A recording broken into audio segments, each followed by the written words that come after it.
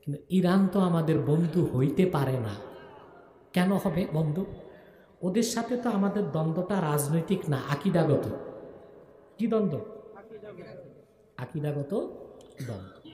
কিরকম আকিদাগত দ্বন্দ্ব একটু ব্যাখ্যা দিয়ে দিব।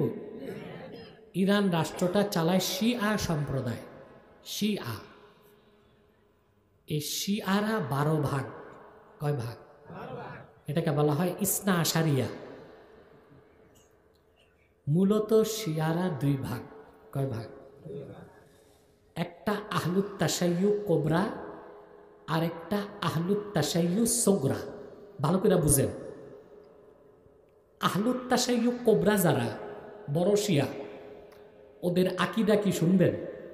বলবো। কোরআন শরীফে ওরা মনে করে আল্লাহর কোরআনে রদ বদল হয়েছে। আল্লাহর কোরআনে রদ বদল হয়েছে যারা বলে তারা মুসলমান না কাফের? এরা ইরানে আল্লাহর কোরআন দেখে কোরআন ছাপাইছে। ওইখানে একটা সূরার নাম দিছে সূরাতুল ওয়েলায়া। নাউজুবিল্লাহ কইবেন। কোরআন শরীফে সূরাতুল ওয়েলায়া নামে সূরা আছে।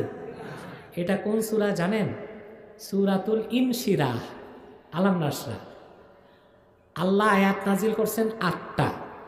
ওরা ওখানে একটা আয়াত নিজেরা ঢুকাইছে। শুনবেন না তো বুঝবেন না তো ওরা কেমন কাফের। আলাম নাশরাহ লাকা সাদরাক ওয়া ওয়াদানা আনকা ওয়িজরাক আল্লাযী আনকাযা যাহরাক ওয়া রাফা'না লাকা যিকরাক ওয়া জাআলনা আলিয়ান সাহরাক। এই একটা আয়াত তারা কোরআন শরীফে ঢুকেছে। এভাবে অসংখ্য আয়াত বানায় ঢুকাইতে চাইছে আর অসংখ্য কোরআনের আয়াত বের করতে চাইছে। তারা সফল হয় নাই, হবে না। কারণ ইন্না নাহনু নাযালনা যিকরা ওয়া ইন্না লাহু লাহাফিজুন। একটা সুপরিচিত বক্তা, তার কাছে প্রশ্ন করা হয়েছে যে ইরান ফিলিস্তিনকে সাহায্য করছে, এটা বাস্তবতা, এই ব্যাপারে আপনি কি বলেন? উনি প্রথমেই যে ওয়ার্ডটা ব্যবহার করছে এটা আইওয়াশ। ইরান আইওয়াশ করছে। দেখা দরকার ইরান কারা, ওনার ভাষা দেখা দরকার ইরান কারা। তারপরে বলছেন ইরান হচ্ছে শিয়া। শিয়া শিয়ায় ইসনা আশারি 12 ইমামি। তারপরে তিনি বলছেন শিয়া 2 প্রকার, শিয়ায় কুবরা, শিয়ায় সগরা। আমার বক্তব্য ইনশাল্লাহ অনেক দূর পর্যন্ত যাবে এবং সেই ব্যক্তির কান পর্যন্ত পৌঁছাবে ইনশাল্লাহ। এটা হচ্ছে আপনাদের দায়িত্ব। শিয়ায় কুবরা, শিয়ায় সগরা। শিয়ায় কুবরা যেটা, সেটা হচ্ছে কাফের, অর্থাৎ 12 ইমামি যারা ইরানে রয়েছে। কেন কাফের? দেখেন, আমি একটু আগে ভূমিকা রেখেছি যে জুলম করতে গেলে কি করতে হয়? আগে ভূমিকা তৈরি করতে হয়। এখন শিয়াকে কাফের বলতে গেলে শ্রোতা তো রয়েছে, তারা তো এভাবে মেনে নেবে না। তাদেরকে বোঝানোর জন্য যে শিয়া কাফের, একটা মিথ্যা আশ্রয় নিতে হবে। তিনি একটা মিথ্যা আশ্রয় নিয়েছেন, বলে শিয়ারা এই কোরআনের উপরে, যে কোরআন বাস্তবে আমাদের কাছে রয়েছে, এই কোরআনের উপরে তাদের ঈমান নেই। আমরা তো ছোট কাল থেকে শুনে আসছি। মিথ্যা একটা প্রচার করা হয় শিয়াদের 40 পারা কোরআন। এখন তো আর ওই পুরো 1 পারা তো কঠিন, বললে তো ধরা খাবে, হুজুর কোনো জায়গায় খুঁজে পাওয়া যায়নি। এখন সাধারণ মানুষকে যদি বলে তারা একটা আয়াত বিকৃত করেছে, এটা খুব সহজে মেনে নেবে। তখন তিনি বলছেন যে সূরা আশ-শারহ, বুঝতে পারছেন, আলাম নাশরাহ লাকা সাদরাক, এই সূরা কোরআনে রয়েছে। শিয়ারা এখানে এই কোরআনে এই সূরাতে একটি আয়াত বৃদ্ধি করেছে। তারপরে জিজ্ঞেস করছেন যে আয়াত বৃদ্ধি করে সে কাফির কি না। কোরআনে আমাদের এখানে যে সূরা রয়েছে এর মধ্যে কিন্তু আলীর নাম নেই। তারা সূরা আশ-শারহে আলীর নাম এবং উনি একটি আয়াত সাজিয়ে ওখানে দেখিয়ে দিলেন। হয়তো কোনো মূর্খর বক্তব্য বা কোনো মূর্খর লেখা দেখে যদি কেউ গবেষক হয় তাহলে সে মুখে উচ্চারণ করতে পারে না। সম্পূর্ণ একটা মিথ্যা আশ্রয় নিলেন, সবার সামনে বললেন তারা আশ-শারহে মানে বিকৃত করেছে একটি আয়াত, সেখানে প্রবেশ ঘটিয়েছে, এই কারণে তারা কাফের। ঠিক আছে, এই কারণে তারা কাফের। প্রসঙ্গটা ছিল ইরান সাহায্য করছে কি করছে না। ঠিক আছে, এখন এই প্রসঙ্গ না, এখন প্রসঙ্গ হয়ে গেল যে ইরানে যারা অবস্থান করছে তারা হচ্ছে শিয়ায়ে কুবরা এবং তারা হচ্ছে কাফের। কাফের হওয়ার কারণ আশ-শারহের একটি আয়াত। আমি এই ব্যক্তিকে বলবো অনেক বড় বক্তা হতে পারেন, কিন্তু এই কথা বলে আপনি আপনার মূর্খতার পরিচয় দিয়েছেন। আপনি কি প্রমাণ করতে পারবেন? আমি চ্যালেঞ্জ করে বলছি, আপনি কি প্রমাণ করতে পারবেন? বরং আমি বলি, আমার একটা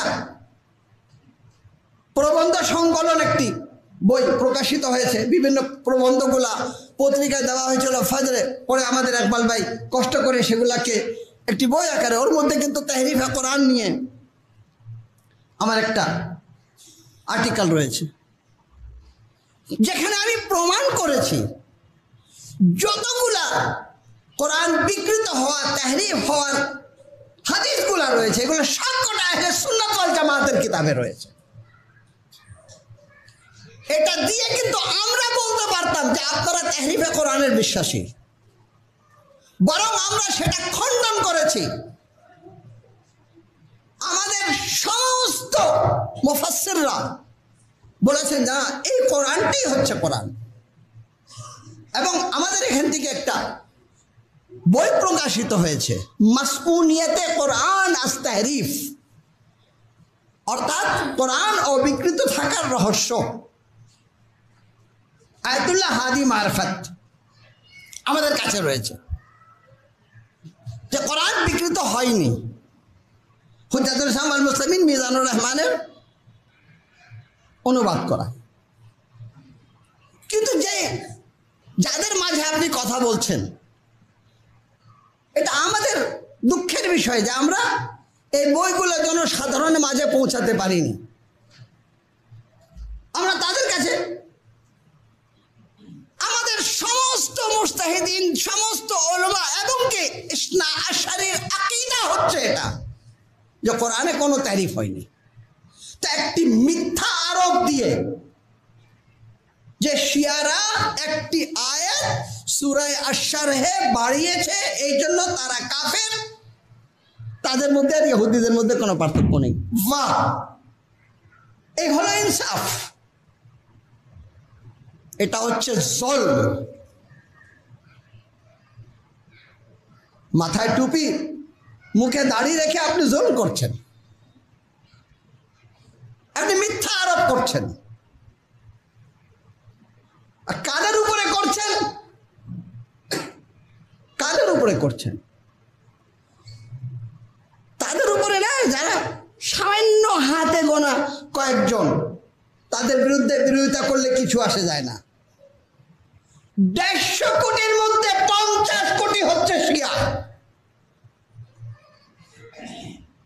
ইমাম খোমেনি ঐক্যর আহ্বান জানাচ্ছেন, রাহবার ঐক্যর আহ্বান জানাচ্ছেন, আয়াতুল্লাহ সিস্তানি ঐক্যর আহ্বান জানাচ্ছেন। কেন? শক্তিশালী হলে কাফেররা, জালিমরা মুসলমানদের সামনে টিকতে পারবে না। আপনি মিথ্যা আরোপ দিয়ে মুসলমানের মধ্যে তাফরাকা সৃষ্টি করছেন, ইখতিলাফ সৃষ্টি করছেন। একটু বিবেকে চিন্তা করে দেখেন, হাফেজে কোরআন হয়ে কি লাভ হলো? আলিমে দ্বীন হয়ে কি লাভ হলো যখন আপনি মিথ্যা কথা বলছেন? আমি প্রকাশ্য বলছি, আমার এই বক্তব্য তার কাছে পৌঁছিয়ে দেওয়া হোক। তার কাছে যদি কোনো দলিল থাকে নিয়ে আসুক। কোনো দলিল নেই, কোনো দলিল নেই। এখন যদি কোনো ব্যক্তি কোনো আর্টিকেল লিখে থাকে, তার দায়িত্ব কিন্তু ধর্ম নেবে না। অনেকে আছে আমাদের মধ্যে পথভ্রষ্ট হয়ে একটা বক্তব্য দিয়ে দেয়, তার দায়িত্ব কিন্তু মাযহাব নেবে না। তো এটা হচ্ছে জুলম। আমি নিন্দা জানাই। কেন এই কাজটা করা হয়? কেন? এটাই শুরু থেকে হয়ে আসছে। হককে ঢেকে রাখা, বাতিলকে হকের পোশাক পরানো। যদি মানুষ শিয়াদের কাছে যায় বুঝতে পারবে তাদের আকীদা কি। যদি শিয়াদের কাছে যায় পেয়ে যাবে সে পবিত্র আহলে বাইত যাদের উপরে দরুদ পড়ে কিন্তু চিনে না। সালাত পড়েন মুহাম্মদ ওয়া আলে মুহাম্মদ।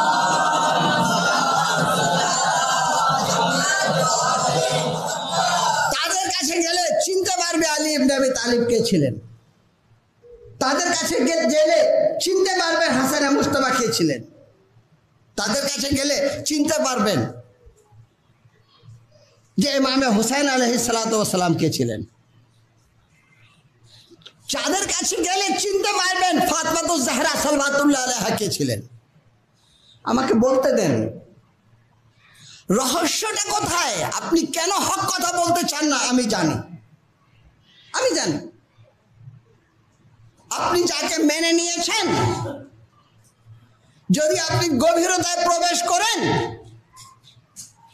তাহলে আপনি দেখতে পাবেন যাকে আপনি নেতা মানছেন তার হাত ফাতেমাতুজ জাহরা সালাওয়াতুল্লাহ আলাইহার উপরে জুলমের সাথে রঞ্জিত।